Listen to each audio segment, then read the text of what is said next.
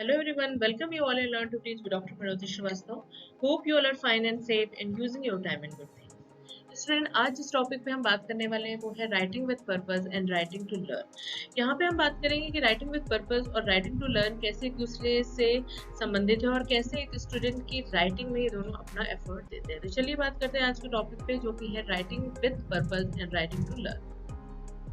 तो सबसे पहले स्टूडेंट्स हम बात कर लेते हैं what is the meaning of writing with purpose, यानी कि उद्देश्यपूर्ण लेखन या उद्देश्य के साथ लेखन जो होता है उसका मायने क्या होता है। तो इसमें हम कह सकते हैं when we write with purpose our word become more than just ink on a paper. जब हम उद्देश्यपूर्ण तरीके से कोई चीजें लिखते हैं या कोई आंसर देते हैं तो वो सिर्फ एक लिखावट या एक पेपर पे छपी हुई इंक नहीं होती है, वो उससे कहीं ज्यादा मायने रखती है। They have the ability to inspire, educate and transform life। और वो जो राइटिंग है उसमें लोगों को परिवर्तित, शिक्षित और चेंज करने की क्षमता होती है। It's about creating an emotional connection with your readers। और जो राइटिंग होती है वही है जो कि आपके रीडर्स के साथ इमोशनल कनेक्शन को बनाती है। Your purpose gives you clear direction in your writing journey। और जो पर्पस है वो आपके राइटिंग जर्नी जो होती है उसमें क्लियर विजन देती है। It is like a compass showing where you are going। तो ये कंपास है जो कि आपको सही रास्ता या ये बताता है कि आप सही जा रहे हो, गलत जा रहे हो, किस दिशा में जा रहे हो एग्जैक्टली, वो आपको आपकी राइटिंग बताती है। इसके बाद अब हम बात कर लेते हैं जो डिफरेंट टाइप ऑफ राइटिंग होती है वो कैसे कैसे कितने विभिन्न प्रकार के पर्पसों को सॉल्व करती है। क्योंकि हम देख सकते हैं कि अपने 24 घंटे की दिनचर्या में या अपने अभी तक के करियर में हमने वेरियस टाइप्स ऑफ राइटिंग को शो किया है, और ये जो वेरियस टाइप ऑफ राइटिंग है ये हमारे विभिन्न प्रकार के पर्पसों को सॉल्व करती है। तो यहाँ पे ओवरऑल तो नहीं है लेकिन कुछ पर्पस बताए गए हैं जिसके थ्रू हम इसे और डिटेल में बेहतर ढंग से समझ सकते हैं। तो आप देख सकते हो यहाँ पे हमने पर्पस की कॉलम बना रखा है जिसमें है टू इन्फॉर्म। जो इन्फॉर्म है यानी कि लोगों तक चीजों को पहुंचाना, तो इसमें आपका जर्नलिस्ट आ जाएगा, writing lab, research report, economic report, business report, ये इसके एग्जाम्पल हैं। दूसरा अगर पर्पस है एंटरटेन, तो यानी कि लोगों को ह्यूमरस वे में जाके नॉलेज देना या इन्फॉर्मेशन देना, तो लाइक इसमें जोक्स आ गया, न्यूज़पेपर कॉलम्स हो गया, टीवी एंड पॉडकास्ट आ गया। नेक्स्ट जो है टू एक्सप्लेन, किसी चीज की व्याख्या करना, gather fact and combine with experience to clarify who and what something is। ठीक है, उसके बारे में जब हम चीजों को, किसी वस्तु या किसी व्यक्ति के बारे में जब हम चीजें क्लियर करते हैं तो easy process, piece, cause and effect explanation इसमें आता है।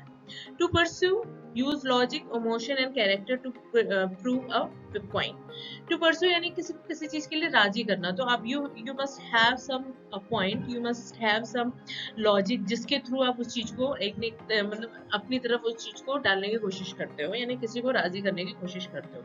जिसमें कि जितने भी हम ऐड देखते हैं, एडवर्टीजमेंट हो गया, डिबेट्स हो गए, ये इसके एग्जाम्पल में आते हैं। नेक्स्ट है आर्ग्यू यानी कि तर्क करना। Use evidence in स्टेटिंग point of view, किसी पॉइंट ऑफ व्यू के लिए आप जब एविडेंसेस देते हो। प्रॉब्लम सॉल्विंग, सॉल्यूशन रिसर्च इसमें आ जाती है।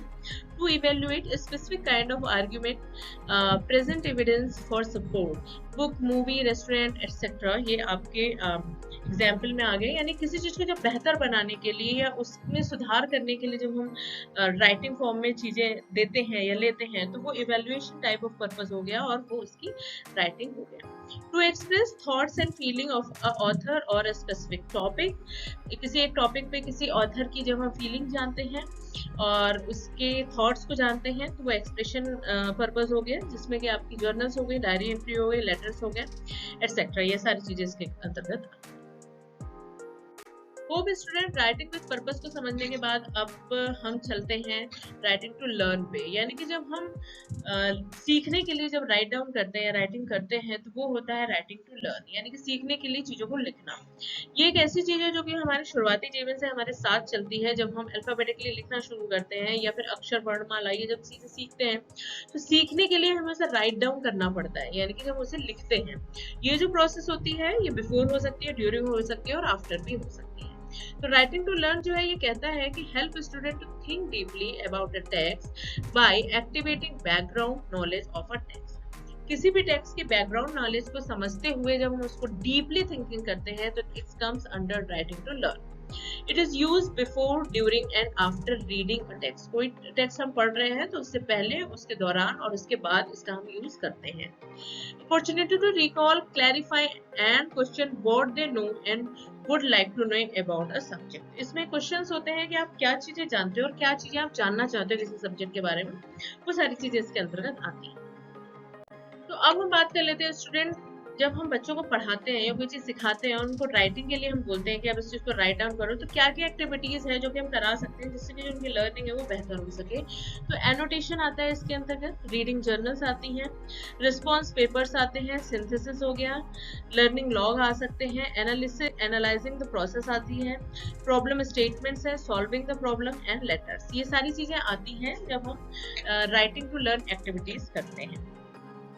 इन एक्टिविटीज के अलावा भी हमारी जो राइटिंग टू लर्न का जो टास्क है वो कुछ आप कह सकते हो टेक्निकल फोरम पे जाके भी उसको हम बेहतर बना सकते हैं। Like summarise and response to reading, जो भी चीज हम रीड आउट कर रहे हैं उसको हम कैसे समराइज कर रहे हैं, उसका रिस्पॉन्ड हम कैसे कर रहे हैं, वो भी कहीं ना कहीं लर्निंग का पार्ट है।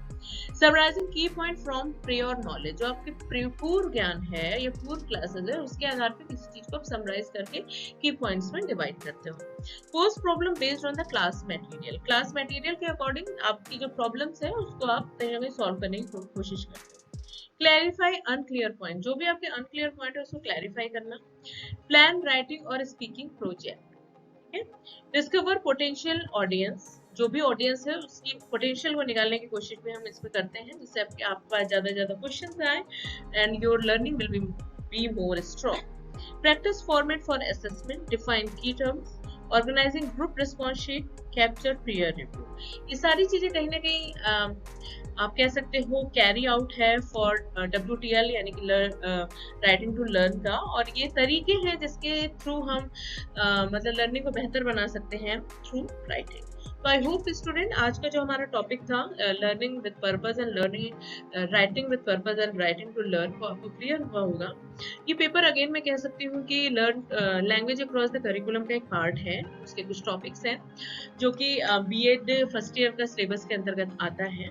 और अगर आपको मेरी ये वीडियो कंटेंट क्लियर है, समझ में आ रहा है, तो प्लीज इसे ज्यादा से ज्यादा लोगों तक शेयर करो। आपके एग्जाम्स आने वाले हैं उसमें ये ज्यादा से ज्यादा लोगों तक हेल्प करे, इसे सब्सक्राइब करो और अपने व्यूज भी आप मेरे को कमेंट में दे सकते हो। तो तब तक आप अपना ख्याल रखो, पढ़ाई करिए और फैमिली वालों का ख्याल रखिए। मिलते हैं अपनी नेक्स्ट वीडियो में। Till then you take care, bye.